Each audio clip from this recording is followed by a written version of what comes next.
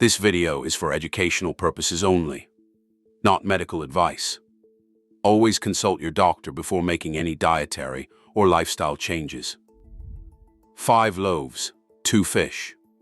A crowd of 5,000 men, plus women and children, sitting down on a hillside with nothing to eat, and by the end of the story, everyone is fed, with baskets of bread left over. It's one of the most famous meals in the entire Bible, told in all 4 Gospels. Here's what almost nobody pictures correctly when they imagine that scene. That bread wasn't soft, white, and fluffy. It was dense and dark, coarse enough to leave crumbs of bran in your teeth, and heavy enough that 2 small loaves could genuinely help fill a hungry stomach. Nothing about it resembled a slice of sandwich bread. Walter has a loaf of white sandwich bread on his counter right now. Same brand for 30 years. 2 slices every morning, sometimes with eggs, sometimes alone. He's never once wondered what kind of bread was actually in those 5 loaves that fed a hillside full of people. What Walter doesn't know is that the bread in that story and the bread on tables across the ancient world for thousands of years before and after it has almost nothing in common with the soft, white loaf sitting in his bread box. By the end of this video, you'll understand exactly what changed, and one simple swap that brings something much closer to that original loaf back into Walter's kitchen. If you're new here, subscribe to Ancestral Fix. Every week, we find what the ancient world knew and what your body still needs. Stay with me. Let's start with what bread actually was in the ancient world. The loaves in that story, and virtually all bread eaten across the ancient Near East, were made from whole grains, wheat or barley, ground with the bran and germ still intact, not stripped away.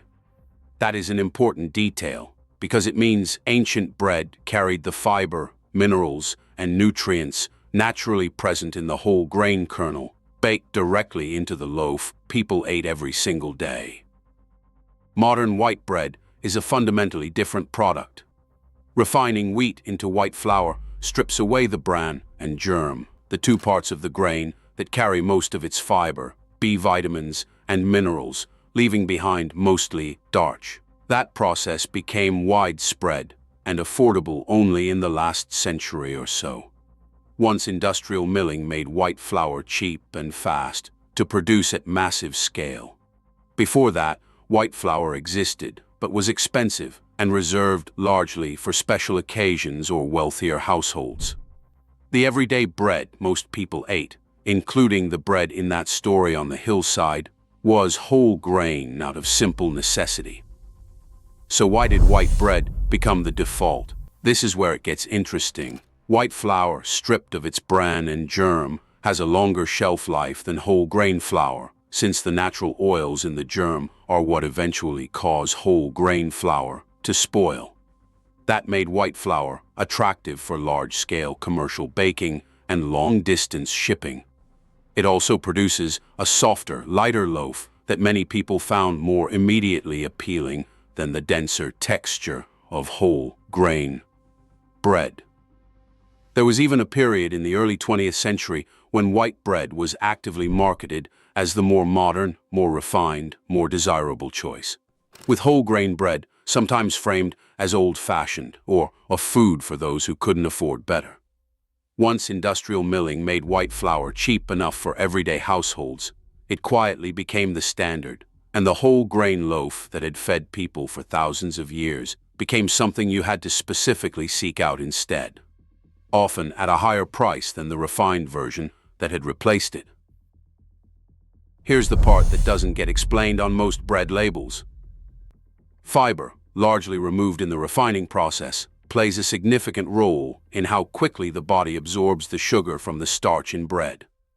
Whole grain bread, with its fiber intact, is generally associated with a slower, steadier rise in blood sugar after eating compared to white bread, where that fiber has been stripped away, leaving mostly rapidly digestible starch behind. Walter has never once connected his mid-morning hunger, the one that hits like clockwork around 10, to those 2 slices of white toast a few hours earlier.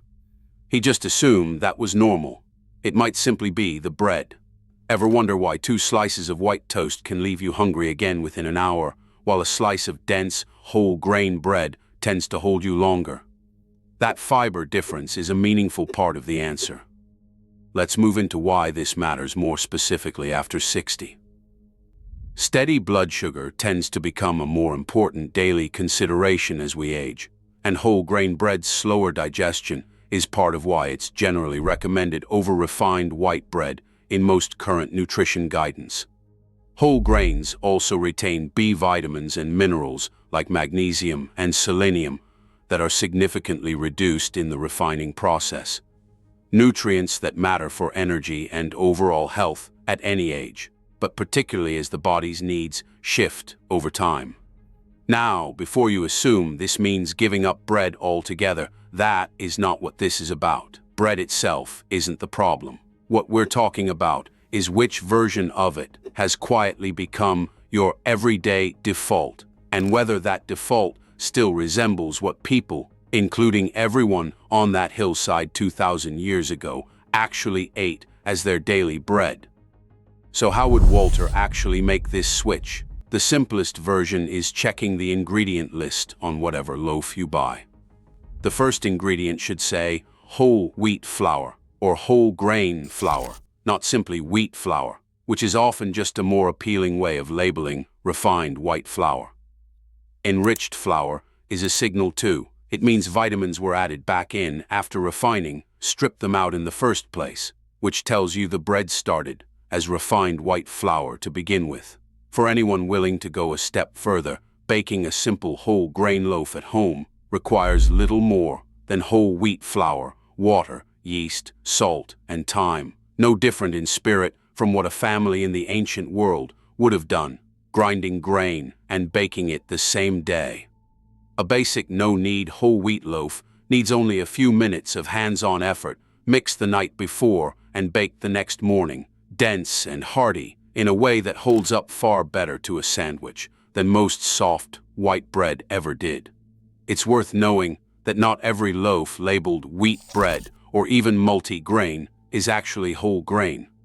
Those terms alone don't guarantee anything, since white bread with a small amount of brown coloring added can technically be called wheat bread too.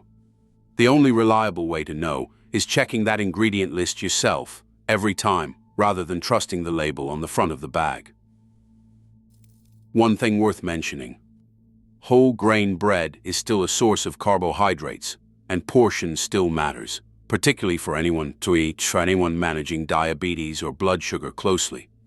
This is exactly the kind of specific dietary question worth raising with your doctor, since individual needs vary. But it's also worth knowing that not every slice of bread tells the same story, and the whole grain version is generally the closer match to what people ate for most of history, including the loaves in that story on the hillside. There's something worth sitting with in the fact that the bread at the center of one of the most famous meals in the Bible almost certainly looked nothing like the soft, white, pre-sliced loaf sitting in Walter's bread box today. Dense, hearty, made from the whole grain, exactly as it had been made for thousands of years before that afternoon, and for a very long time after it. This is really the same quiet theme running through so much of what we cover on this channel. It's rarely about a single food being simply good or simply bad. It's about noticing how far the everyday version has drifted from the original, and realizing that older version usually isn't gone.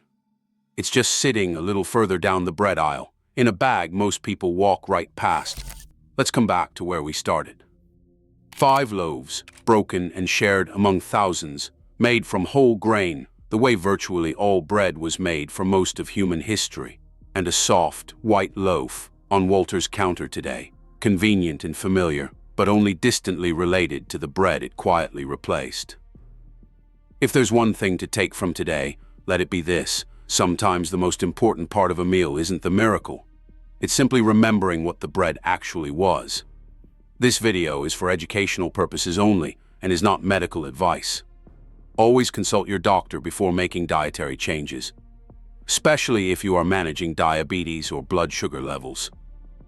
If this kind of ancestral wisdom speaks to you, consider subscribing, because next time we are looking at a weapon the Byzantine Empire used for 800 years that was so effective and so secret, the formula disappeared when the empire fell. We'd love to have you along.